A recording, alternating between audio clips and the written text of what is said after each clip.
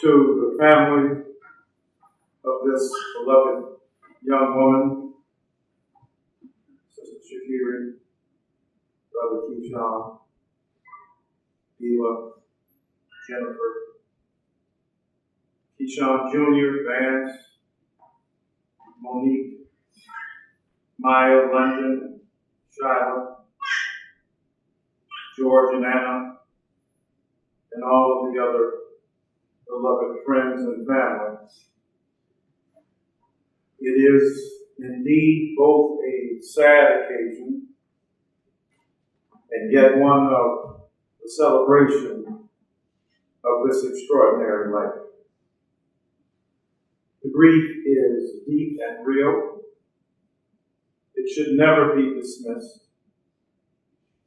People who trample over others, who grieve, asking them too quickly to resolve their emotions, are not necessarily in touch with their own. The vulnerability, the pain, the inexpressible grief. You heard her father. As much as he loved her, we cannot explain what we confront.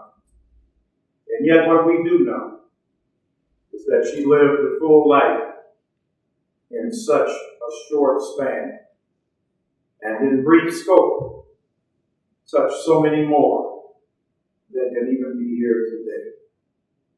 I want to turn your attention briefly to Psalm 121, the 8th verse. The Lord will watch over your coming and going, both now and forevermore. And just for a brief moment, I want us to reflect on safe travels. Safe travels. From every account, this remarkable and engaging young woman loved to travel. I met her as a young girl, had been in her mother's arms, the apple of her father's eye. But to see her mature in majestic fashion is an incredible thing. And that wanderlust, that desire to travel, to go to France, to China, to Europe, more broadly, hang out in parts of America, that desire to see is indeed something that is enlarging. Even more than formal education, the ability to travel, to see a world you might have heard about, you might have read about, to see a world that lay before you, that imagination could never deliver adequately to you. And her desire to travel was the manifestation of a restless desire to conquer as much in space and time as she could, to see and to taste. It's one thing to hear about it, one thing to have an abstract, rational explanation. It's another thing to see it for yourself. And to taste it and to feel it and to allow waters from foreign shores to wash over you, to allow languages that others may not speak in your home to penetrate your ear, to speak French, to learn it in its native haunts and environments, speaks about a soul that was profoundly touched by God. The Word says that God will watch over us in our going out. And her restlessness, her desire to see the best, to know the best, to be the best, to taste it for herself, to experience it for herself, of course, led her to engage in some blissful belligerence, to insist on her own way, to have the heart and soul of a precious mother and father who gave her privilege, who offered her opportunity, who denied her nothing. And yet here was a woman not seeking to exploit that to her exclusive advantage, but to leverage that privilege as a social justice advocate and warrior in this world. That says something about the geography of her spirit. As she traveled continents, she was conquering internal space as well, to discover more dimensions of herself. I don't know about you, I'm 62 years old. There are some things I'm just discovering about myself and surprised by some of them. Discovering the geography of your own spirit, getting in touch with the intimate feelings and emotions that well up in you that you may not even be able to understand. So going out and traveling, meeting the world, meeting people, understanding who you are, testing yourself against others, and the artistic métier and the aesthetic embrace of her mother and the athletic genius of her father combined in a young bronze beauty, brilliant and bright, determined to find out her own register, her own space.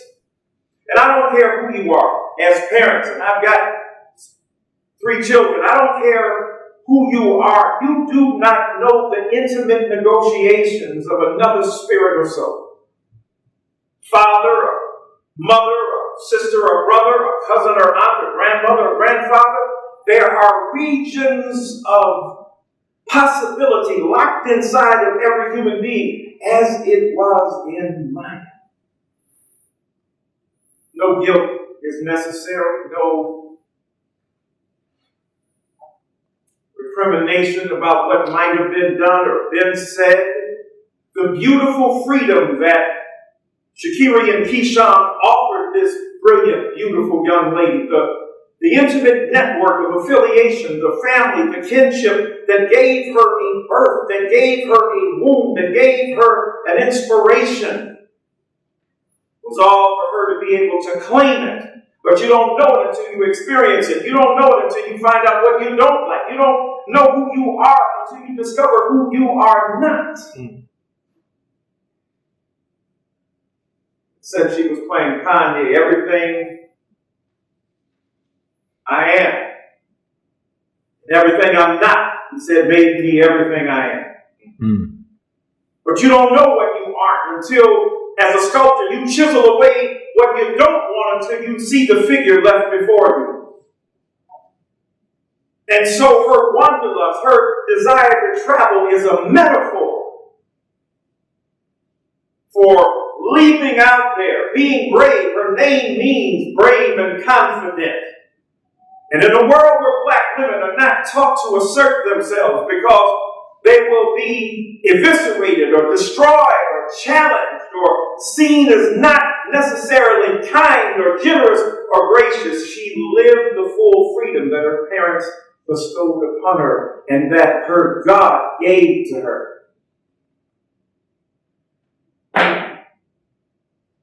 Our mother's womb is a highway from eternity to time.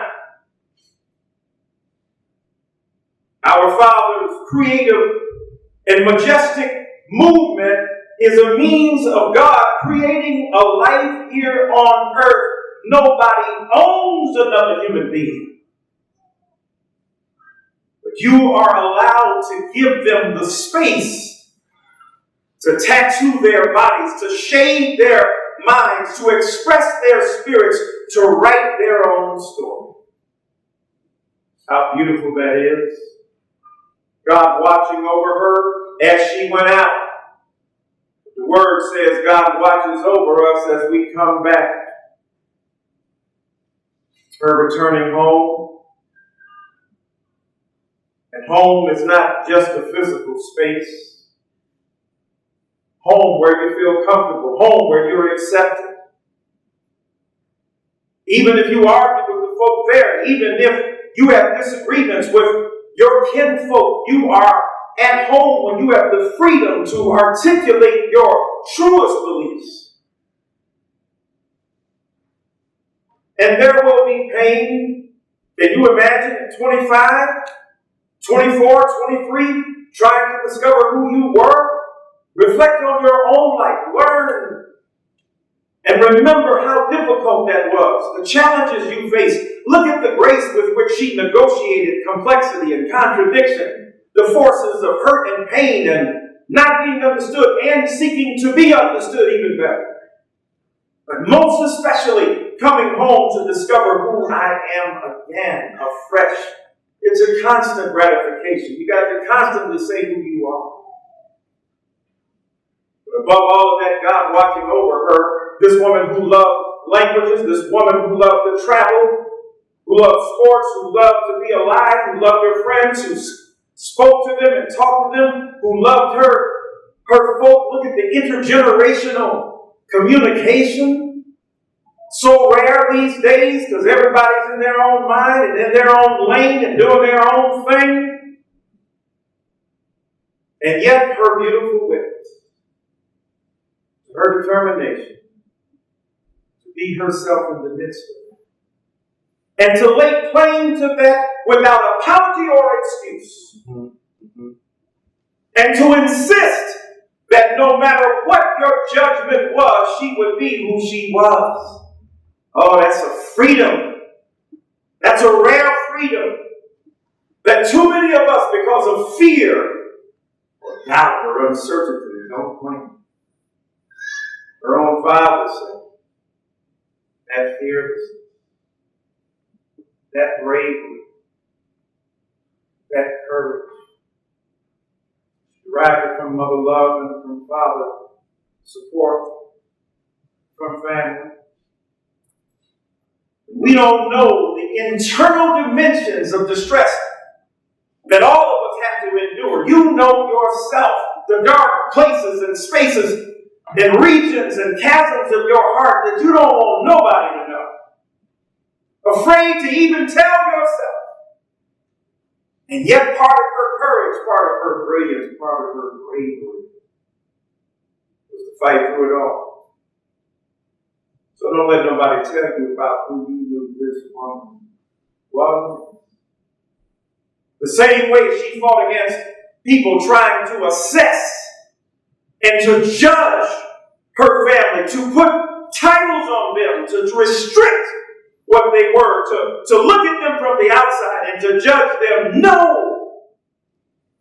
She insisted that love would be the lens through which she would interpret the world. Ride or die, there to the end, until the wheels fell off. And so, to her family, to her friends, 25 years, brief scope, short life, and yet she did things that people twice her age would never even attempt. She felt things and thought thoughts and believed ideas. Embraced the freedom that those twice her age were afraid to do. Celebrate that. Hold on to those memories. They will nurture you in times of grief. And that grief may have eluded you now because the shock is so real and the loss so palpable. But in days to come, when the tears stream down your cheeks, and the hurt and pain is so crushing that you can barely breathe, know that this beautiful, brave, determined young woman is with a God who gave her life, with whom she now rests to give you inspiration and further fuel for your own journey. Safe travels, Miss Maia. You were traveling on a plane and in an atmosphere that not everybody understood. But you were courageous enough to stick to your flight plan. And now, in the beauty of your repose, in the grief of your death, you have flown off to another place. I'll end by saying, I'm from the Midwest, and I was traveling one day from Detroit to Chicago. And plane ticket said I left at 6:30 and arrived at 6:25. It's a time difference from Eastern Time to Central Time, but it was a lesson I didn't forget, because if you already ain't at where you going, you ain't going to be there when you arrive. You got to migrate through your imagination. You got to embrace the future by seeing it. And in her brief, but brilliant and powerful and beautiful 25 years, she saw something. She was stocking up. She was investing in a life, in a belief, in a world that rewarded courage and freedom. And when it was denied here on earth, it hurt her deeply. The denial of justice struck her personally, because she was able to imagine herself as somebody beyond herself. She was able to walk in somebody else's shoes and feel somebody else's pain. She was making down payments on another opportunity to exist in another world that none of us really, truly, ultimately understand. But like her, you got to be invested in that world. She was investing in it, and she was going where she has gone long before she got there. God says, I will go with you while you go out and while you come in, now and forevermore. We can act like we know what that means. We don't. But what we do know is that God will not forsake you. That your beloved, beautiful baby, your sister, your niece, your granddaughter, your beloved friend will be carried with you in a spirit of love that can never be destroyed or extinguished. God going out with you, God coming in with you now and forevermore. Her spirit is now eternal, her life unextinguishable, her love forever. And God has given you that gift in her. May we bow in prayer. Height and breadth of your will or your way, we ask that this brave and brilliant soul, this spirit that now accompanies with you, will be a blessing, that she will continue to speak, continue to talk, continue to resonate, continue to reverberate in the hearts and minds of her father and mother and her kinfolk and her friends. We do not understand why at the precious age of 25 she ascended. To be in your heart and your bosom where she came from, to return from the spiritual truth from which she emerged. While she was here, you gave her voice and vision. You gave her expression and courage that no matter what, she would say and express what she felt. Now, oh God, help those who are left behind. The trail of grief, the trail of tears, the trail of heartbreak, the trail of not understanding, the trail of not knowing. Walk with this family. Let them know you will never forsake them. And that she had safe travels, because before she started out, she was already investing in a world that has now received her. Reward that persistence and give to her family and friends a great measure of peace that passes all understanding. Give her safe travels, and safe travels to those who remain here on earth follow in her path, to take up her mission, and to extend her life. In your name and for your sake we pray it all. Amen.